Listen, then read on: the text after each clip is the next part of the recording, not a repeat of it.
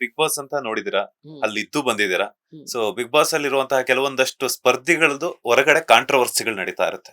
ಹಾ ಎಕ್ಸಾಂಪಲ್, ಅಲ್ಲಿದ್ದಾಗ ಚೈತ್ರ ಅವರು ಹಾಸ್ಪಿಟಲೈಸ್ ಆಗ್ತಾರೆ. ಅದ್ರ ಜೊತೆಗೆ ಕೋರ್ಟ್ಗೂ ಸಹ ಒಂದಿನ ಬಂದು ಹಾಜರಾಗಿ ಹೋಗ್ತಾರೆ. ಅದ್ರ ಜೊತೆಗೆ ಮೋಕ್ಷಿತಾ ಅವ್ರದ್ದು ಒಂದು ಆರೋಪದಲ್ಲಿ ಸಿಕ್ಕಾಕೊಂಡು ತುಂಬಾ ವೈರಲ್ ಆಗುತ್ತೆ, ಟಾಕ್ ಎಲ್ಲ ನಡೆಯುತ್ತೆ, ಮಕ್ಕಳ ಕಳ್ಳಿ ಅನ್ನುವಂಥದ್ದು. ಸೊ ಈ ಕಾಂಟ್ರವರ್ಸಿಗಳ ಬಗ್ಗೆ ನೀವೇನ್ ಹೇಳಕ್ ಇಷ್ಟಪಡ್ತೀರಾ? ನನಗೆ ಆ ವಿಚಾರವಾಗಿ ಡೀಟೇಲ್ಸ್ ಗೊತ್ತಿಲ್ಲ. ಹ್ಮ್. ಆಮೇಲೆ ಯಾವಾಗ್ಲೂ ಏನೋ ಆಗೋಗಿರೋ ವಿಚಾರ ಅದಕ್ಕೆ ತೀರ್ಪು ಬಂದಾಗಿರುತ್ತೇನೋ. ಹ್ಮ್. ವಿಚಾರಣೆಗಳು ನಡೆದಿರುತ್ತೆ, ತೀರ್ಪು ಬಂದಿರುತ್ತೆ.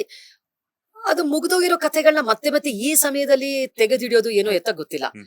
ಬಟ್ ಇವಾಗ ಕೋರ್ಟ್ಗೆ ಹೋಗಿ ಬಂದ್ರು ಅನ್ನೋದಾದ್ರೆ ಹ್ಮ್. ಹೌದು, ಚಾಲ್ತಿಯಲ್ಲಿ ಇರುವಂತಹ ವಿಚಾರ. ಹ್ಮ್. ಅದನ್ನು ಕೂಡ ನಿರ್ಣಯ ತಗೊಳ್ಳುವಂತವ್ರು ಹ್ಮ್. ನ್ಯಾಯಾಂಗ, ಕೋರ್ಟು ಕಚೇರಿ ಅವ್ರುಗಳು ಮಾಡ್ಕೊಳ್ಳುವಂತ ಕೆಲಸ ಅದು. ಸೊ ಡೀಟೇಲ್ಸ್ ನನಗೆ ಗೊತ್ತಿಲ್ಲದೆ ಇರೋದ್ರಿಂದ ಅದ್ರ ಬಗ್ಗೆ ಮಾತಾಡೋದು ಹ್ಮ್. ತಪ್ಪಾಗತ್ತೆ. ಹ್ಮ್.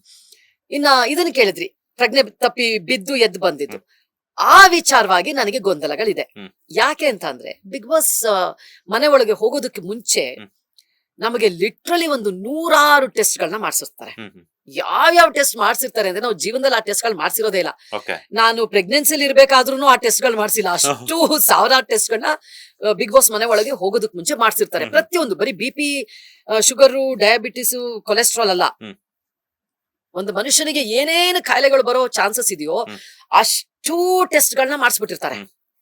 ಹಾಗಾಗಿ ನೀವು ಮನೆ ಒಳಗೆ ಹೋಗಿದ್ದೀರಾ ಅಂತಂದ್ರೆ ಯು ಆರ್ ಫಿಸಿಕಲಿ ಫಿಟ್ ಅಂತಾನೆ ಅರ್ಥ. ಓಕೆ.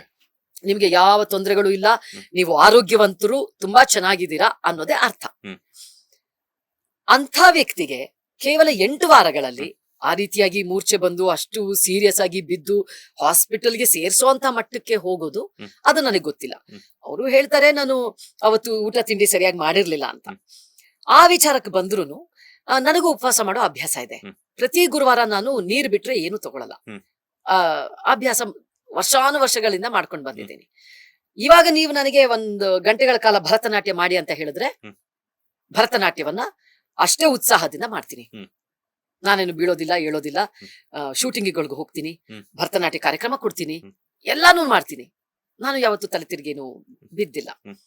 ಸೊ ಹಾಗಾಗಿ ಆ ನಿಟ್ಟಿನಲ್ಲಿ ಬಿಗ್ ಬಾಸ್ ಗೊತ್ತು ಡೀಟೇಲ್ಸ್. ಹ್ಮ್. ಸೊ ನಮಗೆ ಗೊತ್ತಿಲ್ಲ. ಬಟ್ ಸುದೀಪ್ ಸರ್ ಹೇಳ್ತಾರೆ ವೀಕೆಂಡ್ ಅಲ್ಲಿ ಹ್ಮ್. ಮೆಡಿಕಲ್ ರಿಪೋರ್ಟ್ ಎಲ್ಲ ನಾರ್ಮಲ್ ಆಗಿ ಬರ್ತಾ ಇದೆ, ಹ್ಮ್. ಡಾಕ್ಟರ್ ಕೇಳಿದ್ರೆ ಶೀಸ್ ಫೈನ್ ಅಂತಾರೆ. ಹ್ಮ್. ಸೊ ಹಾಗಾಗಿ ಅಂತ ಅವ್ರು ಹೇಳಿದ್ದನ್ನು ನಾವೆಲ್ಲರೂ ಕೇಳಿಸ್ಕೊಂಡಿದೀವಿ. ನನ್ನ ಪ್ರಕಾರ ಅದು ನಿಯಮ ಉಲ್ಲಂಘನೆ ಆಗಿದೆ ಅಂತ ಅನ್ಸುತ್ತೆ. ಯಾವ ರೀತಿನಲ್ಲಿ ಅಂತ ಅಂದ್ರೆ ಹ್ಮ್. ಹೊರಗಡೆ ಹೋಗಿ ವಿಚಾರ ತಿಳ್ಕೊಂಡು ಬಂದು ಒಳಗಡೆ ಮಾತಾಡೋದು ಅದೆಲ್ಲ ದೊಡ್ಡ, ಅದನ್ನ ಸ್ಟ್ರಾಟಜಿ ಅಂತಾನು ಹೇಳಕ್ಕಾಗಲ್ಲ, ಗೇಮ್ ಸ್ಟ್ರಾಟಜಿ ಅಂತಾನು ಹೇಳಕ್ಕಾಗಲ್ಲ, ನನ್ನ ಆಟ ಅಂತಾನು ಹೇಳಕ್ಕಾಗಲ್ಲ. ಹ್ಮ್. ಯಾಕಂತಂದ್ರೆ ಅಲ್ಲಿ ನಿಯಮ ಅನ್ನೋದೊಂದು ಬರುತ್ತೆ. ಹ್ಮ್.